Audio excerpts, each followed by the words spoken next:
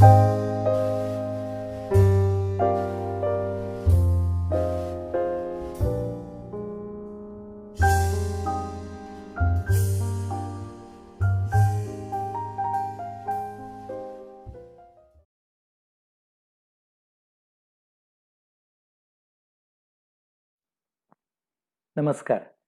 मी doctor Avinash मोहरील, संत गाडगेबाबा अमरावती विद्यापीठामध्ये मी humanities फॅकल्टीचा dean म्हणून काम करतो. संत गाडगेबाबा अमरावती विद्यापीठाच्या वतीनं शैक्षणिक वर्ष 2021 पासून एक अत्यंत महत्त्वाकांक्षी योजना म्हणजे अकॅडमिक ऑडिट राबवली जाणार आहे. 2016 साली प्रस्तुत झालेला महाराष्ट्र पब्लिक युनिव्हर्सिटी ॲक्ट यामध्ये quality enhancement in higher education या शीर्षांतर्गत अकॅडमिक ऑडिट संबंधी सांगण्यात आलं होतं. विद्यापीठाच्या वतीनं अत्यंत परिश्रमपूर्वक हा अकॅडमिक ऑडिटचा फॉर्मॅट तयार करण्यात आला आहे. हे अकॅडमिक ऑडिट आता ॲफिलिएशनसाठी वेगवेगळ्या महाविद्यालयामध्ये राबवले जाणार आहे. याकरिता एक पूल ऑफ एक्सपर्ट बनवण्यात आलेला आहे. या पूल ऑफ एक्सपर्टच्या पहिल्या समूहाला यासंबंधी माहिती देण्यासाठी या अवेअरनेस प्रोग्रामचं आयोजन करण्यात आलेलं आहे. या प्रोग्राममध्ये सहभागी झालेल्या सर्व प्राध्यापक बंधू भगिनींचं मी मनापासून स्वागत करतो. एक नवी प्रक्रिया आपण सुरू करीत आहोत आणि या नव्या प्रक्रियेला समजून घेणं हे आपल्यासाठी क्रमप्राप्त आहे. त्यासाठीच म्हणून संत गाडगेबाबा अमरावती विद्यापीठाचे सन्माननीय कुलगुरू, सन्माननीय प्रकुलगुरू आणि सन्माननीय कुलसचिव यांच्या मार्गदर्शनामध्ये या अवेअरनेस प्रोग्रामचं आयोजन करण्यात आलेलं आहे. यामध्ये मी वेगवेगळे भाग जे आहेत त्यापैकी पहिला जनरल इन्फॉर्मेशन, दुसरा भाग स्टॅट्युटरी अँड युनिव्हर्सिटी कंप्लायन्सेस आणि तिसरा भाग इन्फ्रास्ट्रक्चर अँड रिसोर्सेस या 3 भागांबद्दल माहिती देणार आहे. या चर्चेमध्ये आपण सहभागी होऊयात आणि या 3 महत्त्वाच्या भागांसंबंधी जाणून घेऊयात. आणि जेव्हा आपण एक्सपर्ट म्हणून अकॅडमिक ऑडिट वेगवेगळ्या महाविद्यालयामध्ये करण्यासाठी जाणार आहोत त्यावेळी या 3 भागांमध्ये भरल्या गेलेली माहिती कशा प्रकारे तपासायची, कशा प्रकारे त्या माहितीचं इव्हॅल्युएशन करायचं यासंबंधीची चर्चा आपण या संवादाच्या माध्यमातून करीत आहोत. चला तर मग अकॅडमिक ऑडिटच्या पहिल्या 3 भागांना समजून घेऊयात. नमस्कार. अकॅडमिक ऑडिटच्या पार्ट 1 बद्दल आपण आता बोलूयात. जनरल इन्फॉर्मेशन असं त्याचं टायटल आहे आणि याच्यामध्ये ज्या महाविद्यालयामध्ये आपण अकॅडमिक ऑडिट करण्यासाठी जाणार आहोत त्या महाविद्यालयाबद्दलची काही बेसिक इन्फॉर्मेशन आपल्याला अतिशय काळजीपूर्वक तपासायची आहे. जो काही फॉर्मॅट आपण बघणार आहोत तो माझ्या या वक्तव्यासोबत आपल्याला स्क्रीनवर दिसणार आहे. आपण तो बघूयात आणि हे समजून घेण्याचा प्रयत्न करूयात. जनरल इन्फॉर्मेशन मध्ये आपल्याला ज्या ट्रस्टतर्फे, ज्या संस्थेतर्फे महाविद्यालय चालवलं जातं त्या ट्रस्टची काही माहिती आपल्याला तपासायची आहे.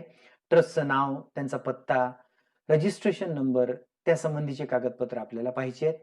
याच्यासोबत संस्थेच्या अध्यक्षांचं नाव, त्यांचे ईमेल आयडीज, यासोबत त्यांचे फोन नंबर, संस्थेच्या सचिवांचं नाव, त्यांचे ईमेल आयडीज, त्यांचे फोन नंबर, यासोबत महाविद्यालयाचं नाव, महाविद्यालयाचा पत्ता, त्यांच्या वेबसाईटचं नाव, यासोबत ईमेल आयडी आणि फोन नंबर्स तर आहेतच. प्राचार्यांचं नाव, प्राचार्यांच्या अपॉइंटमेंटची स्थिती म्हणजे रेग्युलर अप्रूव्ड, ॲडिशनल चार्ज किंवा आणखी काही ते स्पेसिफाय केलेलं असणार आहे. सोबत त्यांचे ईमेल आयडीज, फोन नंबर्स आणि मोबाईल नंबर्स आपल्याला तपासायचे. या ठिकाणी एक गोष्ट अत्यंत आवर्जून मला सांगायची आहे की ही सगळी बेसिक इन्फॉर्मेशन तपासत असताना संस्थेच्या अध्यक्षांचे किंवा सचिवांचे, महाविद्यालयाचे किंवा प्राचार्यांचे ईमेल आयडीज हे वर्किंग कंडिशन मधले ईमेल आयडीज आहेत की नाही हे बघण्याची फार आवश्यकता आहे. कारण अकॅडमिक ऑडिटच्या आणि एकंदरच टेक्नॉलॉजीच्या या काळामध्ये जेव्हा आपण भविष्यात संपर्क साधणार आहोत तेव्हा संपर्काचं माध्यम हे ईमेलच्या स्वरूपात राहण्याची जास्त शक्यता आहे आणि त्यामुळे वर्किंग कंडिशन मधले ईमेल आयडीज आपल्याकडे येणं, वर्किंग कंडिशन मधले मोबाईल फोन नंबर्स आपल्याकडे असणं जेणेकरून संपर्क करणं सोयीचं होईल. यासाठी म्हणून अकॅडमिक ऑडिटर्स म्हणून जे जाणार आहेत त्यांनी ही काळजी घेण्याची अतिशय जास्त आवश्यकता आहे. त्यानंतर युनिव्हर्सिटीकडून कॉलेजला देण्यात आलेला कोड हा आपल्याला तपासायचा आहे. त्यासोबतच कॉलेजचं एस्टॅब्लिशमेंट इयर कुठलं आहे, फर्स्ट ग्रॅज्युएशन बॅच केव्हा निघाली ते आपल्याला भरायचं आहे. अकॅडमिक ऑडिटमध्ये काही महत्त्वाच्या गोष्टींचा अंतर्भाव करण्यात आलेला आहे, ज्यामध्ये महाविद्यालयाकडे असणारी बेसिक इन्फॉर्मेशन जी अतिशय महत्त्वाची असते, ती सारीची सारी आपण या फॉर्मॅटमध्ये भरायला लावलेली आहे. ती देखील अकॅडमिक ऑडिटच्या मेंबरनं बारकाईनं तपासण्याची गरज आहे. जसं गव्हर्नमेंट ऑफ महाराष्ट्राचं सँक्शन लेटर जे प्रत्येक महाविद्यालयाकडे असतं, ते तपासणं. त्यानंतर युनिव्हर्सिटीचं लेटेस्ट ॲफिलिएशन कुठलं आहे, कुठल्या वर्षापर्यंत ते व्हॅलिड आहे. फर्स्ट ॲफिलिएशन विद्यापीठाचं कधी मिळालं होतं महाविद्यालयाला, कोर्सेसना, प्रोग्राम्सना. यासोबत पर्मनंट ॲफिलिएशन जर असेल, तर त्यासंबंधीचं पत्र, त्या पत्राचा नंबर, त्या पत्राचा दिनांक हे सगळं तपासायचं आहे. यासोबतच कॉलेज कुठे लोकेट करतं, म्हणजे शहरी भागात, ग्रामीण भागात किंवा ट्रायबल एरियामध्ये यासंबंधीची माहिती आहे. आणि आणखी एक महत्त्वाचा भाग म्हणजे महाविद्यालय हे UGCच्या 2F12B सर्टिफिकेट त्याला मिळालेलं आहे की नाही, हे देखील आपल्याला तपासायचं आहे. यासोबतच महाविद्यालयाकडून दरवर्षी AISCचे सर्व्हे भरले जातात. या सर्व्हेचा एक आयडी असतो, तो आयडी अत्यंत महत्त्वाचा असतो. तो आयडी देखील आपल्याला तपासायचा आहे. त्यानंतर अजून एक महत्त्वाचा भाग म्हणजे नॅक ॲक्रेडिटेशन. महाविद्यालयाचं नॅक ॲक्रेडिटेशन झालं आहे की नाही, ते कुठल्या तारखेपर्यंत व्हॅलिड आहे, महाविद्यालयाला ग्रेड किती मिळाला आहे, स्कोअर किती आहे, ही सगळी माहिती आपल्याला तपासायची आहे. हा पहिला बेसिक इन्फॉर्मेशनचा भाग आटोपल्यानंतर आपल्याला आणखी एका अत्यंत महत्त्वाच्या गोष्टीकडे लक्ष द्यायचं आहे आणि बारकाईनं हे सारं तपासायचं आहे. ते म्हणजे महाविद्यालयाचं बलस्थान असणारा महाविद्यालयाचं कोर्सेस आणि महाविद्यालयामध्ये चालणारे प्रोग्राम्स. याचे एकंदर 6 भाग आपण अकॅडमिक ऑडिटमध्ये केलेले आहेत. 6 कॉलम्स या ठिकाणी आपल्याला दिसतील. पहिला कॉलम जो आहे तो नॉन प्रोफेशनल कन्व्हेन्शनल महाविद्यालयांमध्ये चालणारे ग्रँटी नेड कोर्सेस, म्हणजे साधारणपणे BA, BCom, BScचे जे कोर्सेस आपल्या परंपरागत महाविद्यालयामध्ये चालतात, जे ग्रँटी नेडवर आहेत, त्या कोर्सेसची माहिती इथे भरायची आहे. ती माहिती देखील विस्तृत स्वरूपामध्ये आणि अत्यंत अचूक भरली गेली असेल याची खात्री आपल्याला करायची आहे.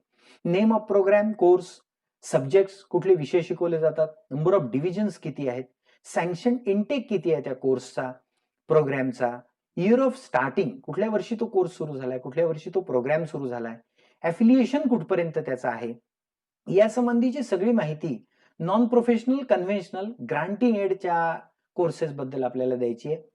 यातला दुसरा भाग म्हणजे नॉन प्रोफेशनल कन्व्हेन्शनल या कॅटेगरी मधला हा दुसरा भाग नो ग्रँट कोर्सेस संबंधी, म्हणजे या आपल्या परंपरागत महाविद्यालयांमध्ये जे नो ग्रँटचे कोर्सेस आहेत त्याची देखील माहिती मागच्या कॉलम नुसारच पुन्हा या ठिकाणी भरायची आहे. आणि तिसरा भाग म्हणजे आजकाल बऱ्याच महाविद्यालयांमध्ये पोस्ट ग्रॅज्युएट प्रोग्राम्स किंवा कोर्सेस किंवा काही अंडर ग्रॅज्युएटचे देखील इंग्लिश मीडियमचे प्रोग्राम्स हे परमनंट नो ग्रँट बेसिसवर चालतात. त्यामुळे नॉन प्रोफेशनल कन्व्हेन्शनल या कॅटेगरीमध्ये, म्हणजे आपल्या परंपरागत महाविद्यालयांमध्ये असे जर काही कोर्सेस चालत असतील जे परमनंट नो ग्रँट बेसिसवर असतील, त्यांची देखील माहिती या ठिकाणी या कॉलममध्ये आपल्याला भरायची आहे. हे 3 भाग झाले नॉन प्रोफेशनल कन्व्हेन्शनलसाठी. आता पुढचा भाग महत्त्वाचा तो म्हणजे व्होकेशनल आणि प्रोफेशनल कॉलेजेससाठी. प्रोफेशनल कॉलेजेसच म्हणून नाही, तर आपल्या परंपरागत महाविद्यालयांमध्ये देखील अशा पद्धतीचे कोर्सेस राहू शकतात. त्याची देखील माहिती आपल्याला या ठिकाणी भरायची आहे. जसे BVOC चे कोर्सेस आहेत, त्याची देखील माहिती आपल्याला या ठिकाणी भरायची आहे. यातला पहिला भाग पुन्हा ग्रँटी नेडचा आहे. दुसरा भाग हा नो ग्रँटचा आहे आणि तिसरा भाग हा परमनंट नो ग्रँटचा आहे. त्यामुळे अशा 3 कॅटेगरीजमध्ये जे प्रोग्राम आणि कोर्सेस प्रोफेशनल आणि नॉन कन्व्हेन्शनल याच्यामध्ये चालतात, पद्धतीमध्ये चालतात, त्यांची माहिती आपल्याला या फॉर्मॅटमध्ये भरायची आहे. यासोबतच काही महत्त्वाच्या प्रश्नांची उत्तरं आपल्याला देणं क्रमप्राप्त आहे. महाविद्यालयानं दिलेली ती उत्तरं तपासण्याची गरज आहे. पहिलं म्हणजे महाविद्यालयामध्ये विद्यापीठाच्या परवानगीशिवाय कुठला कोर्स, सब्जेक्ट किंवा प्रोग्राम सुरू आहे का, हे तपासण्याची आवश्यकता आहे. दुसरं, कुठला एखादा प्रोग्राम किंवा कोर्स विद्यापीठाच्या परवानगीशिवाय बंद करण्यात आला आहे का, हे तपासायचं आहे. एखाद्या कोर्सची, प्रोग्रामची किंवा सब्जेक्टची इनटेक कॅपॅसिटी विद्यापीठाच्या परवानगीशिवाय वाढली आहे का किंवा वाढवली आहे का, हे आपल्याला तपासायचं आहे.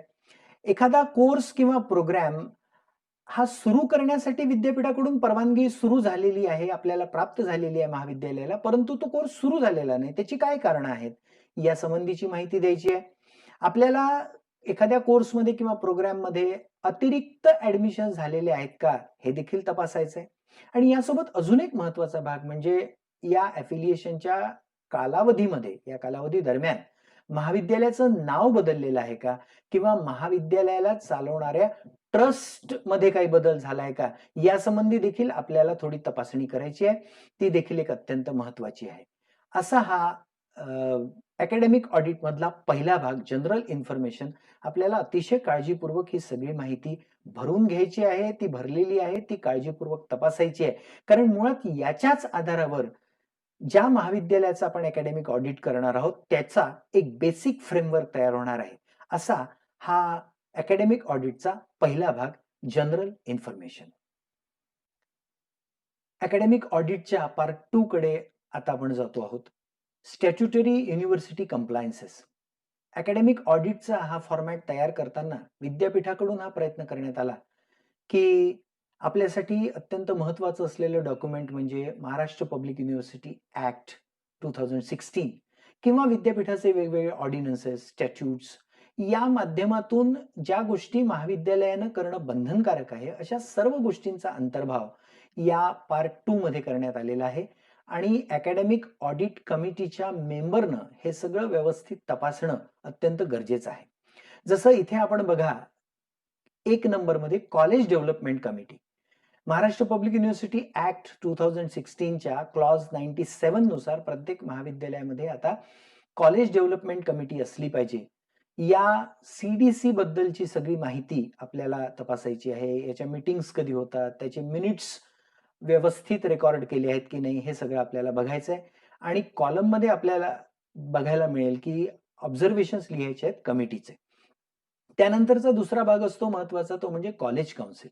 तर कॉलेज काउन्सिलच्या मीटिंग्ज होतात का? त्याचे मिनिट्स लिहिले जातात का? दरवर्षी ते कॉलेज काउन्सिल गठीत केली जाते का? यासंबंधीची माहिती द्यायची आहे. आपण जर ॲक्ट बघितला तर त्यामध्ये विद्यार्थ्यांचा एकंदर अकॅडमिक ॲडमिनिस्ट्रेशन मधला सहभाग फार जास्त आणि मोठ्या प्रमाणात वाढवण्यात आला आहे. त्यामुळे पुढचा जो महत्त्वाचा भाग आहे तो म्हणजे स्टुडंट काउन्सिल. स्टुडंट काउन्सिलचं गठन करण्यात आलं आहे का? करण्यात आलं नसेल तर का नाही आलंय? आणि त्याच्या मीटिंग्ज रेग्युलरली होतात की नाही, हे ऑब्झर्वेशन्स कमिटीला बघायचे आहेत. स्टुडंट काउन्सिल नंतर एक अँटी रॅगिंग कमिटी देखील आहे, की हा देखील एक महत्त्वाचा भाग आहे. ज्या कमिटीज ॲक्टने सांगितलेल्या आहेत की त्या महाविद्यालयामध्ये असल्याच पाहिजे. तर डायरेक्शननुसार कॉम्पिटंट अथॉरिटी निर्माण केली आहे का? त्यानंतर रॅगिंगच्या काही केसेस रिपोर्ट झाल्या आहेत का? त्याच्याबद्दलचे प्रिव्हेंटिव्ह मेजर्स काय घेण्यात आले? असे सगळे डिटेल्स अँटी रॅगिंग कमिटी बाबत आपल्याला तपासायचे आहेत. त्यानंतर grievance redressal cell for students. विद्यार्थ्यांना अनेक समस्या असतात. त्या समस्यांचं निराकरण करण्यासाठी हा ग्रीव्हन्स रिड्रेसल सेल स्थापन केला आहे का? याबद्दल यामध्ये काही तक्रारी आल्या असतील तर त्याचं निराकरण करण्यात आलं आहे का? स्टुडंट डेव्हलपमेंट सेलचं फॉर्मेशन करण्यात आलेलं आहे का? स्टुडंट ग्रीव्हन्स सेल हा वेगळा, ग्रीव्हन्स रिड्रेसल सेल हा वेगळा. त्यानंतर स्टुडंट डेव्हलपमेंट सेल फॉर्म करण्यात आलाय का? तो नसेल तर काय कारण आहे? एकंदरीत स्टॅट्युटरी आणि युनिव्हर्सिटी कंप्लायन्सेस जे याच्या अंतर्गत येणाऱ्या सर्व कमिटींबाबत या ठिकाणी विस्तृत माहिती घेतली जाणार आहे आणि ही अकॅडमिक ऑडिटरला तपासायची आहे. त्यानंतर आणखी एक महत्त्वाचा सेक्शन 4 नुसार जो एक महत्त्वाचा भाग सांगितला जातो आहे तो म्हणजे prevention, prohibition and redressal of sexual harassment of women employees and students in higher education regulation 2015च्या अनुषंगानं ही स्वतंत्र समिती आणि ग्रीव्हन्स रिड्रेसल मेकॅनिझम तयार करण्यात आलाय का महाविद्यालयामध्ये, हे देखील तपासायचं आहे. त्यासंबंधीचे सगळे डॉक्युमेंट्स बघायचे. याची कमिटी स्थापन करण्यात आली आहे का? त्यानंतर काही केसेस रिपोर्ट झाल्या आहेत का? ही माहिती इथे द्यायची आहे. एम्प्लॉईज संबंधीचा आणखी एक महत्त्वाचा भाग म्हणजे महाविद्यालयाचं रोस्टर तयार करण्यात आलं आहे का? आणि रिक्रुटमेंट जे काही करण्यात आलेलं आहे ते रिक्रुटमेंट रोस्टरनुसार करण्यात आलं आहे का? हा देखील एक महत्त्वाचा भाग इथे तपासायचा आहे. एकंदर अपॉइंटमेंटच्या प्रक्रियेमध्ये रोस्टर हा एक महत्त्वाचा भाग असतो. तो देखील या अकॅडमिक ऑडिटच्या माध्यमातून तपासला जाणार आहे. यासोबतच एक आणखी महत्त्वाची गोष्ट इथे बघायची आहे ती म्हणजे सर्व्हिस बुकची कॉपी ही एम्प्लॉईजना देण्यात येते का? अनेक ठिकाणी ही कॉपी दिली जात नाही, परंतु अकॅडमिक ऑडिटमध्ये मात्र त्याची तपासणी केली जाणार आहे आणि अकॅडमिक ऑडिट कमिटीच्या मेंबरला हे बघावं लागणार आहे की सर्व एम्प्लॉईजना सेकंड कॉपी ज्याला म्हणतात सर्व्हिस बुकची ती देण्यात आली आहे की नाही. त्यानंतर विद्यापीठाच्या माध्यमातून महाविद्यालयाला अंडर सेक्शन 79 आणि 108 महाराष्ट्र पब्लिक युनिव्हर्सिटी ऍक्ट 2016 अंतर्गत नोटीस किंवा लेटर इश्यू करण्यात आलाय का? हा सेक्शन 79 हा ग्रीव्हन्स रिड्रेसल संबंधीचा आहे आणि 108 हा प्रोव्हिजन्स आणि डायरेक्शन्स फॉर ॲफिलिएशन अंतर्गत आहे. त्यामुळे या ॲफिलिएशनच्या एकंदर प्रक्रियेचा ब्रीच ऑफ कॉन्ट्रॅक्ट जर होत असेल किंवा कुठे ब्रीच केलं जात असेल, कुठे विद्यापीठाच्या जे काही कंप्लायन्सेस असतात त्यामध्ये जर कसूर झाली असेल, तर विद्यापीठाच्या वतीनं नोटीस किंवा पत्र दिलं जातं. असं काही पत्र किंवा नोटीस विद्यापीठाद्वारे महाविद्यालयाला प्राप्त झाली आहे का, हे देखील तपासायचं आहे. त्यानंतर फायनान्शियल कंप्लायन्सेस म्हणजे युनिव्हर्सिटीला जी फी भरावी लागते ती फी विद्यार्थ्यांकडून बरोबर गोळा केली गेली आहे का, विद्यापीठामध्ये ती भरल्या गेली आहे का व्यवस्थित. त्यानंतर स्टुडंट्सचा इन्शुरन्स हा कलेक्ट करण्यात आला आहे का आणि विद्यापीठात भरला गेला आहे का, जर नसेल तर त्याची काय कारणं आहेत. त्यानंतर रिझर्व्ह फंड जो विद्यापीठाकडे आपल्याला द्यायला लागतो महाविद्यालयांना ॲफिलिएशनसाठी किंवा अकॅडमिक ऑडिटसाठी देखील, तो देण्यात आलेला आहे का. बिल्डिंग फंड भरण्यात आला आहे का, डिपॉझिट करण्यात आला आहे का, नसेल तर त्याची काय कारणं आहेत. यासोबतच युनिव्हर्सिटीच्या ज्या एक्झामिनेशन्स घेतल्या जातात वेगवेगळ्या महाविद्यालयामध्ये, वेगवेगळी महाविद्यालय सेंटर्स असतात, तर त्या प्रॅक्टिकल एक्झामिनेशन किंवा युनिव्हर्सिटीच्या थिअरी एक्झामिनेशन्स किंवा NSS किंवा NCC कुठल्याही स्वरूपाचा ॲडव्हान्स अमाउंट हा जर विद्यापीठाकडून प्राप्त होणार असेल, तर त्या ॲडव्हान्स अमाउंटचं अकाउंट सेटल केलेलं आहे का, अकाउंट हे व्यवस्थित सेटल केलं आहे का, तो हिशोब सगळा सादर करण्यात आला आहे का, हे बघायचं आहे. त्यानंतर युनिव्हर्सिटीकडून जे काही ॲडव्हान्सेस मिळतात यामध्ये काही अनस्पेंड बॅलन्स आहे का, काही खर्च न केलेली काही रक्कम महाविद्यालयाकडे शिल्लक आहे का, ते बघायचं आहे. त्यानंतर सॅलरी अकाउंट्सचं जे आहे त्याचं सेपरेट ट्रान्झॅक्शन बुक हे मेंटेन केलं जातं की नाही, टीचिंग आणि नॉन टीचिंग एम्प्लॉईचं हे बघायचं आहे. अकॅडमिक ऑडिट झालेलं आहे का, या ठिकाणी 3 टर्मिनॉलॉजीत येतात, जसं CAY 1, CAY 2 आणि पुढे एक CAY पण येईल. CAY म्हणजे करंट अकॅडमिक इयर, CAY 1 म्हणजे प्रिव्हियस इयर आणि CAY 2 म्हणजे त्याच्या आधीचं वर्ष. जसं उदाहरणादाखल CAY म्हणजे 2020-21 हे CAY. त्यानंतर त्याच्या आधीचं म्हणजे 2019-20 म्हणजे CAY 1 आणि 2018-19 म्हणजे CAY 2. असं गेल्या 3 वर्षाचं फायनान्शियल ऑडिट करण्यात आलेलं आहे का, हे तपासायचं आहे. विद्यापीठाकडून दिलेल्या मार्गदर्शक तत्वाच्या आधारे जे पब्लिकेशन्स कंपल्सरी करावे लागतात ते करण्यात येतात का, जसं ब्रॉशर पब्लिश होतं का, त्यानंतर ॲन्युअल कॉलेज मॅगझिन, कारण त्याची फी आपण घेतो तर ते पब्लिश केलं जातं का, आणि महाविद्यालयाचा ॲन्युअल रिपोर्ट हा विद्यापीठाकडे सबमिट करण्यासाठी तयार करण्यात आलाय का आणि सबमिट करण्यात आलाय का. कारण हा ॲन्युअल रिपोर्ट, जसं उदाहरणादाखल ॲन्युअल रिपोर्ट जर सादर केला नाही तर आता महाराष्ट्र पब्लिक युनिव्हर्सिटी ऍक्टमध्ये महाविद्यालयांवर दंड आकारण्याची देखील तरतूद आहे. त्यामुळे हे नीट झालंय की नाही हे तपासण्याची जबाबदारी अकॅडमिक ऑडिटरची असते. त्यानंतर एक महत्वाचा भाग जो आपल्याला केंद्र शासनाच्या माध्यमातून, HRD मिनिस्ट्रीच्या माध्यमातून आणि विद्यापीठाच्या माध्यमातून वारंवार सांगितला जातो आणि जे करणं आता क्रमप्राप्त आहे ते म्हणजे इक्विटी इनिशिएटिव्ह त्या महाविद्यालयामध्ये घेण्यात आलेले आहेत का, म्हणजे इक्वल ऑपॉर्च्युनिटी सेल आहे का, तो नसेल तर त्याची काय कारण आहे. त्यानंतर फिजिकली चॅलेंज्ड पर्सन्स जे आहेत त्यांच्यासाठी फॅसिलिटीज आहेत की नाही हे तपासण्याची फार आवश्यकता आहे. त्यासोबतच स्पेशल नीड्स ट्रायबल्स आणि डिसएडव्हान्टेज ग्रुपसाठी काही स्पेशल नीड स्कीम्स महाविद्यालयामध्ये राबवल्या जातात का. त्याचबरोबर एक आणखी भाग ट्रान्सजेंडर जर कम्युनिटी मधील कोणी असेल तर त्यांच्यासाठी काही स्पेशल स्कीम्स महाविद्यालयामध्ये राबवल्या जातात का, हे देखील यामध्ये बघायचं आहे. यासोबतच काही मॅन्डेटरी डिस्प्लेस, अकॅडमिक ऑडिटचा हा सगळा अभ्यास करताना आपल्या असं लक्षात येईल की एकूण एक बारीक गोष्ट महाविद्यालयामध्ये आहे की नाही याबद्दल फार बारकाईनं हा सगळा फॉर्मॅट बनवताना विचार करण्यात आलेला आहे. जसे काही मॅन्डेटरी डिस्प्लेस जे महाविद्यालयामध्ये डिस्प्लेच्या फॉर्मॅटमध्ये असलेच पाहिजे, ते जसे anti ragging committee, college development committee, constitution preamble फार आवश्यक आहे. Program courses which approved intake in each program. प्रत्येक महाविद्यालयामध्ये जे प्रोग्राम चालतात, कोर्सेस चालतात, त्याची इनटेक कॅपॅसिटी किती आहे हे डिस्प्ले झालं पाहिजे. Executive committee of the trust, grievance redressal committee, prohibition of redressal and of sexual harassment of women at work place, त्यानंतर important websites, information about nearest police station, ambulance, internal complaint committee for prevention, list of scholarship and welfare scheme. ज्या स्कॉलरशिपच्या schemes आहेत या विद्यार्थ्यांना कळल्या पाहिजे, त्याचा display असला पाहिजे. RTI information officer, grievance redressal, त्यानंतर student development cell, students grievance redressal cell, student council, SC ST committee आणि युनिव्हर्सिटी सॉंग. इतक्या पद्धतीचे आणि इतक्या प्रकारचे मॅन्डेटरी डिस्प्ले हे करण्यात आले पाहिजे असा अकॅडमिक ऑडिटमध्ये अपेक्षित असणारा भाग आहे आणि तो स्टॅट्युटरी आणि युनिव्हर्सिटी कंप्लायन्सेस या अंतर्गत येतो. त्यामुळे अकॅडमिक ऑडिट करायला गेलेल्या अकॅडमिक ऑडिटरनं हे सगळं काही पाहायचं आहे, ज्याद्वारे महाविद्यालयाकडून विद्यापीठाच्या आणि शासनाच्या परिपत्रकानुसार किंवा ऍक्टनुसार कामकाज केलं जातं की नाही, ते कंप्लायन्सेस केले जातात की नाही, हे तपासणं अत्यंत आवश्यक आहे, ज्याची तपासणी या माध्यमातून केली जाणार आहे. असा हा दुसरा अतिशय महत्वाचा भाग स्टॅट्युटरी युनिव्हर्सिटी कंप्लायन्सेस हा आपण पाहिला. आता आपण तिसऱ्या भागाकडे वळूयात.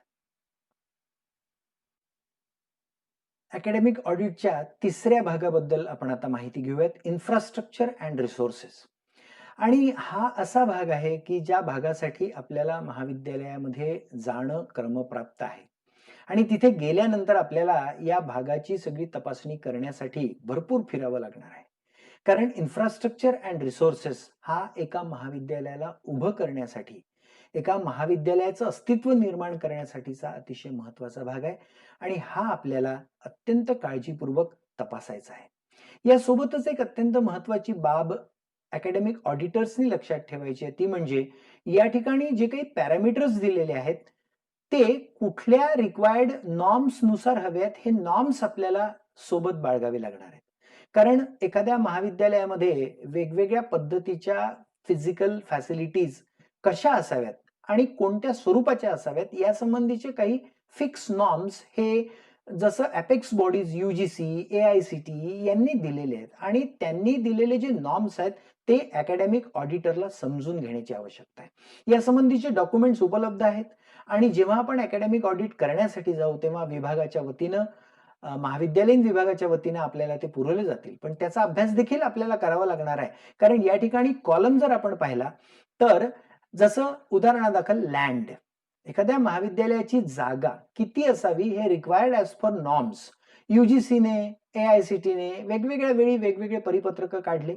त्यातलं लेटेस्ट परिपत्रक जे आहे ते आपल्याला उपलब्ध करून देण्यात येईल आणि त्या परिपत्रकामध्ये असलेल्या ज्या काही गोष्टी आहेत किंवा जे नॉर्म्स आहेत त्या नॉर्म्सच्या अगेन्स्टमध्ये महाविद्यालयाकडे काय उपलब्ध आहे हे आपल्याला बघायचं आहे. जसं इथे आपण बघितलं land required as per norms, area किंवा नंबर, पुढे कारण नंबर देखील लागणार आहे आणि मग अवेलेबल नंबर आणि एरिया आणि मग ऑब्झर्वेशन बाय कमिटी. कमिटीला आपलं ऑब्झर्वेशन द्यायचं आहे त्यामध्ये आणि या ठिकाणी हे सगळं तपासत असताना कमिटीचं एक स्वतःचं जनरल डिस्क्रिशन देखील राहणार आहे. त्यामुळे याचं इव्हॅल्युएशन करत असताना अतिशय काळजीपूर्वक, बारकाईनं आणि व्यावहारिक दृष्टिकोनातून हे सगळं आपल्याला बघावं लागणार आहे. जसं बिल्टअप एरिया संबंधीची माहिती आहे, इन्स्ट्रक्शनल फिजिकल ॲसेट्स ज्या महाविद्यालयात असाव्याच लागतात. म्हणजे ए पार्ट जो आहे तो अत्यंत आवश्यक. त्यातला पहिला जो भाग आहे क्लासरूम आणि लॅबोरेटरीज, हे अत्यावश्यक आहे. क्लासरूम आणि लॅबोरेटरी शिवाय महाविद्यालय असूच शकत नाही. जर विज्ञान महाविद्यालय असेल किंवा आर्ट्स कॉमर्स जरी असेल तरी तिथे लॅबोरेटरी लागते आणि त्यामुळे क्लासरूम आणि लॅबोरेटरीज हा जो इन्स्ट्रक्शनल पार्टमध्ये येणारं फिजिकल ॲसेट्स आहेत या त्या ठिकाणी आहेत की नाही आणि त्या नॉर्म्सनुसार आहेत की नाही हे आपल्याला तपासायचं आहे. त्यानंतर सोबतच असणाऱ्या काही अन्य फॅसिलिटीज जसं tutorial rooms, seminar halls, computer centre, library, language laboratory या देखील फिजिकल ॲसेट्स आता एका महाविद्यालयाच्या जडणघडणीमध्ये मोठा रोल प्ले करतात आणि त्यामुळे त्या देखील नॉर्म्सनुसार आहेत की नाही हे आपल्याला तपासायचं आहे. ऍक्च्युअल एरिया किती आहे किंवा ऍक्च्युअल त्याचा नंबर किती आहे हा आपल्याला लिहायचा आहे आणि महाविद्यालयाच्या कडून दिली जाणारी जी माहिती आहे ती आपल्याला तपासून घ्यायची आहे. यासोबतच ऍडमिनिस्ट्रेटिव्ह मध्ये देखील काही गोष्टी ज्या महत्वाच्या असतात ते म्हणजे प्रिन्सिपल्स ऑफिस आणि ऍडमिनिस्ट्रेटिव्ह ऑफिस. हे अत्यंत आवश्यक आहे, ते असलंच पाहिजे. यासोबत काही अदर ऍज ऍप्लिकेबल असं आपण म्हटलेलं आहे की प्रिन्सिपल्स ऑफिस आणि ऍडमिनिस्ट्रेटिव्ह ऑफिस तर असलंच पाहिजे ऍडमिनिस्ट्रेशनच्या दृष्टिकोनातून, पण अन्य काही गोष्टी देखील महाविद्यालयांमध्ये असतात.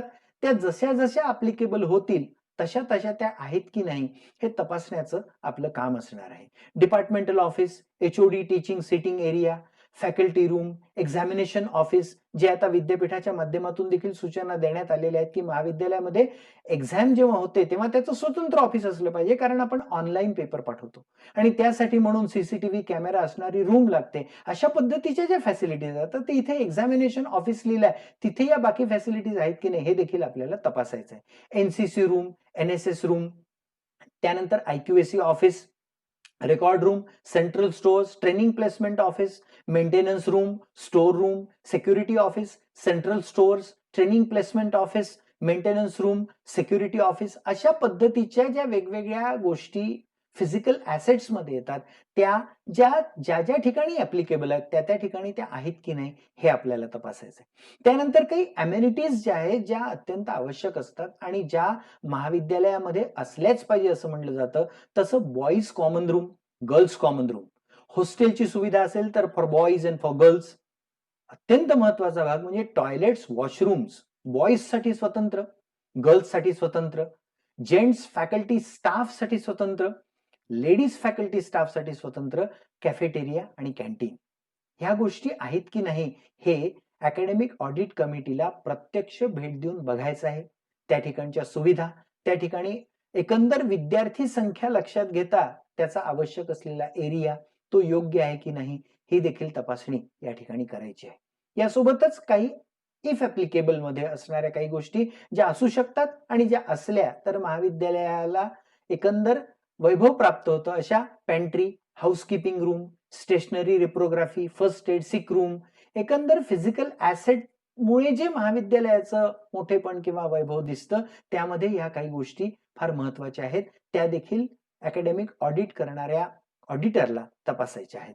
त्यानंतर circulation area, veranda, lobbies, vehicle parking, garden, याचा एरिया किती आहे तो लिहायचा आहे आणि एक्झॅक्ट तो एरिया नेमका किती आहे मुळात हे अकॅडमिक ऑडिट कमिटीने तपासून घ्यायचं आहे आणि त्यानंतर मग त्याला अप्रूव्ह करायचं.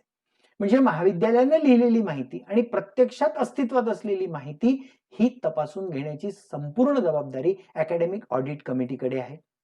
स्पोर्ट्स आणि गेम्स हा देखील विद्यापीठाच्या माध्यमातून दिल्या जाणाऱ्या इन्स्ट्रक्शन पैकी एक अत्यंत महत्वाची इन्स्ट्रक्शन्स आहे की स्पोर्ट्स आणि गेम्स फॅसिलिटीज ह्या महाविद्यालयामध्ये असल्या पाहिजे, कारण त्या विद्यार्थ्यांच्या शारीरिक तंदुरुस्तीला सुदृढ करण्यासाठी फार कामाचे असतात. त्यामध्ये प्लेग्राऊंड, इंडोर स्टेडियम, जिम्नॅशियम आणि एनी अदर अजून काही असेल तर त्याची नोंद आपल्याला करायची आहे. त्यानंतर library building.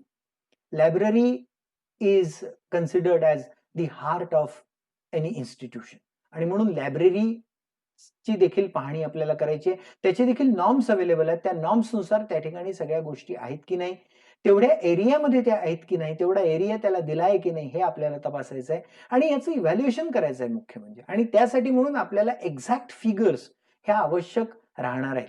Librarian office, stack room, reading room, reference section, committee room, digital library, any other. त्यासोबतच महाविद्यालयामध्ये असणारं furniture, fixtures, office equipments, office furniture, light, fans, coolers, ACs, telephone, mobile phone, fax machine, photocopiers, any other. आपल्या एकंदरीत लक्षात येत असेल की academic audit करत असताना महाविद्यालयामध्ये असणाऱ्या जवळपास सगळ्या फिजिकल ऍसेट ह्या आपल्याला तपासायच्या आहेत.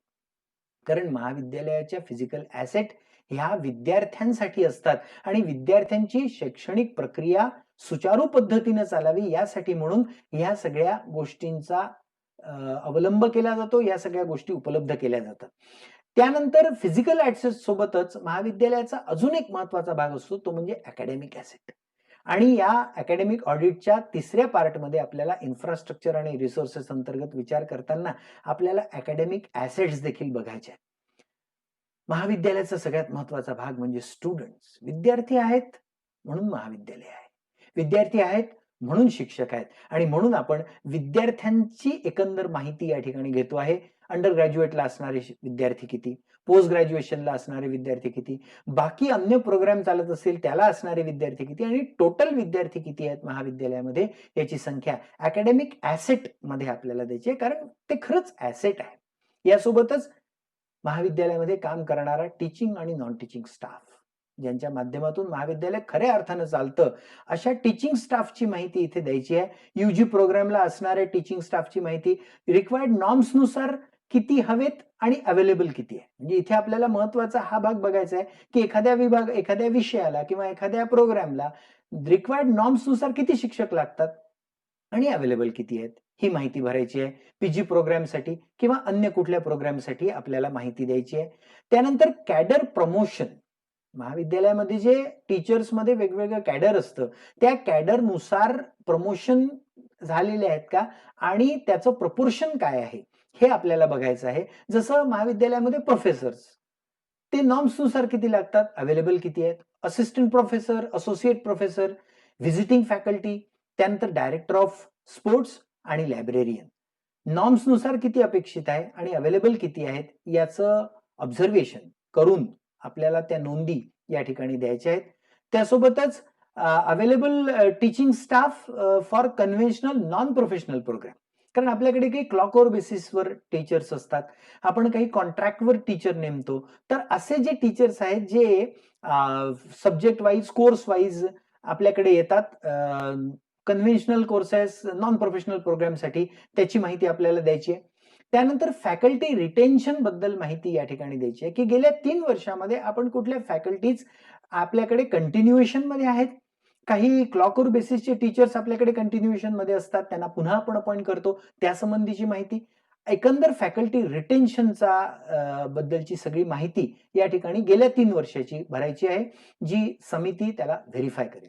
त्यानंतर लायब्ररी स्टाफ, लायब्ररीमध्ये असणारा जो स्टाफ आहे जो अत्यंत महत्वाचा असतो आणि लायब्ररीची सगळी प्रक्रिया राबवण्यासाठी हा स्टाफ महत्वाचा आहे. जसं लायब्रेरियन रिक्वायर्ड किती आहेत, फील्ड किती आहे, असिस्टंट लायब्रेरियन प्रत्येक ठिकाणी आवश्यक किती आहेत आणि भरले किती आहेत, उपलब्ध किती आहेत याची माहिती इथे द्यायची आहे. रिमार्क्स आणि ऑब्झर्वेशन कमिटीचे library assistant, library attendant, administrative स्टाफमध्ये आपल्याला इन्फॉर्मेशन द्यायची आहे.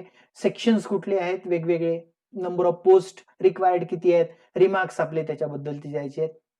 त्यानंतर ज्या महाविद्यालयामध्ये लॅबोरेटरीज आहेत त्या लॅबोरेटरी स्टाफ संबंधी देखील आपल्याला प्रोग्राम वाईज माहिती द्यायची आहे. म्हणजे असिस्टंट किती आहे, टेक्निकल स्टाफ किती आहे, अटेंडंट किती आहे, ते हवे किती आहेत नॉर्म्सनुसार आणि उपलब्ध किती आहेत याची इन्फॉर्मेशन आपल्याला द्यायची आहे. लायब्ररीची देखील स्वतंत्र इन्फॉर्मेशन, कारण ती एक ॲसेट असते. इन्फ्रास्ट्रक्चर रिसोर्सेस मध्ये लायब्ररी ही एक ॲसेट आहे आणि लायब्ररीमध्ये असणारे पुस्तकं, लायब्ररीमध्ये असणाऱ्या ज्या फॅसिलिटीज आहेत, हे सगळी महाविद्यालयाची ॲसेट असते आणि त्यामुळे number of books, number of journals, periodicals, e learning resources required किती असतात नॉर्म्सनुसार आणि अवेलेबल किती आहेत याची माहिती आपल्याला द्यायची आहे. याच्यासोबतच आयसीटी फॅसिलिटीज, या बदलत्या काळामध्ये आपल्याला निश्चित माहिती आहे की प्रत्येक महाविद्यालयामध्ये आयसीटी फॅसिलिटीज असणं हे अत्यंत आवश्यक झालेलं आहे. आयसीटी फॅसिलिटीजचा वापर हा उच्च शिक्षणाच्या, विशेषतः उच्च शिक्षणाच्या प्रक्रियेमध्ये केलाच जावा, नव्हे त्याचा उपयोग हा फार महत्वाचा आहे आणि त्यामुळे त्या आयसीटी फॅसिलिटीज कुठल्या अवेलेबल आहेत, रिक्वायर्ड नॉर्म्सनुसार किती पाहिजे आणि अवेलेबल किती आहेत, जसं computers, laptops, softwares, printers, LCD projectors, interactive boards, internet, wifi, facilities for मूक, एनपीटीएल, स्वयं आणि एनी अदर, या सगळ्या गोष्टींसंबंधीची माहिती आपल्याला टाकायची आहे. अशा पद्धतीनं हा तिसरा भाग आपण पाहिला. फिजिकल ॲसेट्स आणि अकॅडमिक ॲसेट्स जे आहेत त्या आपण बघितल्या आणि याच्या माध्यमातून आपण हा तिसरा भाग देखील या ठिकाणी संपवतो आहोत.